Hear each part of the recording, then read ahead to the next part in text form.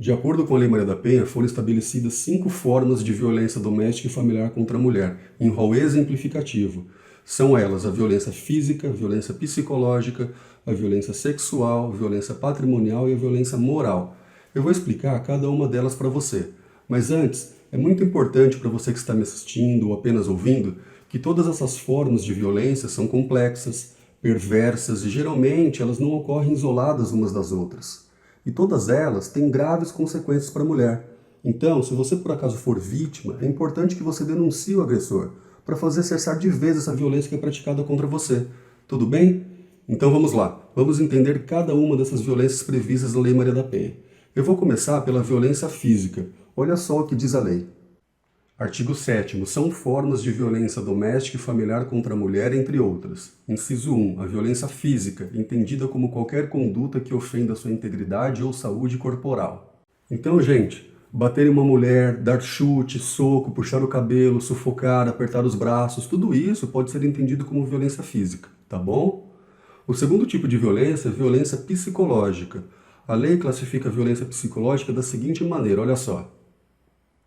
Inciso 2. A violência psicológica, entendida como qualquer conduta que lhe cause dano emocional e diminuição da autoestima, ou que lhe prejudique e perturbe o pleno desenvolvimento, ou que vise degradar ou controlar suas ações, comportamentos, crenças e decisões, mediante ameaça, constrangimento, humilhação, manipulação, isolamento, vigilância constante, perseguição contumaz, insulto, chantagem, violação de sua intimidade, ridicularização, exploração e limitação do direito de ir e vir, ou qualquer outro meio que lhe cause prejuízo à saúde psicológica e à autodeterminação.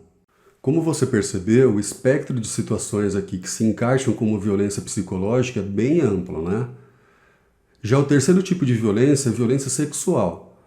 A violência sexual, entendida como qualquer conduta que a constrange a presenciar, a manter ou a participar de relação sexual não desejada, mediante intimidação, ameaça, coação ou uso da força, que a induza a comercializar ou a utilizar de qualquer modo a sua sexualidade, que a impeça de usar qualquer método contraceptivo, ou que a força ao matrimônio, à gravidez, ao aborto ou à prostituição mediante coação, chantagem, suborno ou manipulação, ou que limite ou anule o exercício de seus direitos sexuais e reprodutivos. Então, nesse inciso que eu acabei de ler, você pode perceber que existem diversas formas de violência sexual que vão muito além do estupro, que é o que geralmente a gente mais conhece, o que está na boca do povo, não é verdade? A violência sexual ela é muito cruel, sobretudo porque ela envolve a apropriação do corpo da mulher. Então, gente, se a mulher, por exemplo, for forçada a manter relação sexual com o marido, isso é considerado violência sexual. Do mesmo modo, se a mulher for impedida pelo marido de usar qualquer método contraceptivo, isso também configura violência sexual.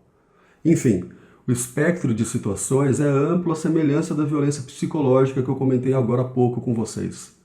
Vamos para o próximo, que é o quarto tipo de violência, que é a violência patrimonial. Olha só o que diz a lei. Inciso 4. A violência patrimonial é entendida como qualquer conduta que configure retenção, subtração, destruição parcial ou total de seus objetos, instrumentos de trabalho, documentos pessoais, bens, valores e direitos ou recursos econômicos, incluindo os destinados a satisfazer suas necessidades. Esse tipo de violência, apesar de ser muito comum no dia a dia, aparentemente tem poucas reclamações registradas pelas vítimas. Eu posso dar aqui como exemplo, no âmbito da Lei Maria da Penha, a discussão entre o marido e a mulher, aí o marido pega o celular da esposa e joga na parede para quebrá-lo ou danificá-lo, ou ainda o ex-marido que tem recursos financeiros e propositalmente deixa de pagar a pensão alimentícia para a ex-mulher. Na minha opinião, esses exemplos que eu dei poderiam ser enquadrados como violência patrimonial. E o último tipo de violência é a violência moral. Olha só o que diz a lei.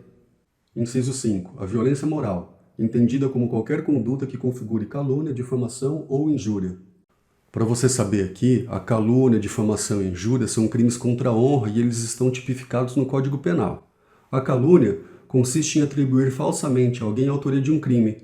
Por exemplo, o marido, que é o agressor aqui no âmbito da Lei Maria da Penha, expõe na internet, ou seja, publicamente, uma foto da esposa como autora de um homicídio, de um roubo, enfim, como autora de um crime, qualquer crime que seja, sem ter provas disso. Já a difamação consiste em imputar a alguém um fato ofensivo à sua reputação, embora o fato não constitua crime, como ocorre com a calúnia.